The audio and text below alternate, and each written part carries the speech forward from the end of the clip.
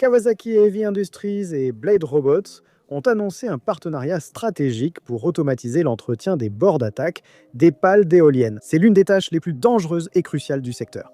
Ici, la solution associe l'hélicoptère sans pilote, car Racer a un robot spécialisé. Celui-ci est capable d'effectuer les réparations directement sur la pale, sans la présence de techniciens humains, à une hauteur extrême. Aujourd'hui, cette maintenance est réalisée manuellement par des professionnels qualifiés, suspendus à des câbles, affrontant le vent froid et un risque permanent. Le problème, c'est qu'en plus d'être dangereux, ce modèle dépend d'une main-d'œuvre de plus en plus rare.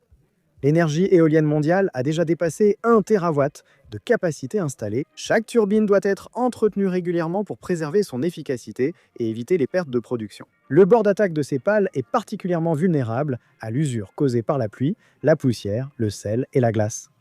Ce nouveau système change complètement la logique. L'hélicoptère transporte le robot jusqu'à la pale, le positionne avec une grande précision et à partir de là, le robot effectue la réparation de manière automatique, standardisée et répétable. Lorsqu'il a terminé, il est récupéré et ramené au sol.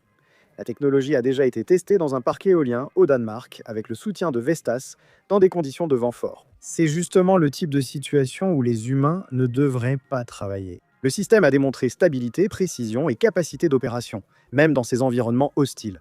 Et c'est là que la partie inconfortable commence. Ce robot n'aide pas seulement les humains, il est déjà subjectif. Il remplace une fonction technique hautement spécialisée et le fait mieux, avec moins de risques et plus de prévisibilité.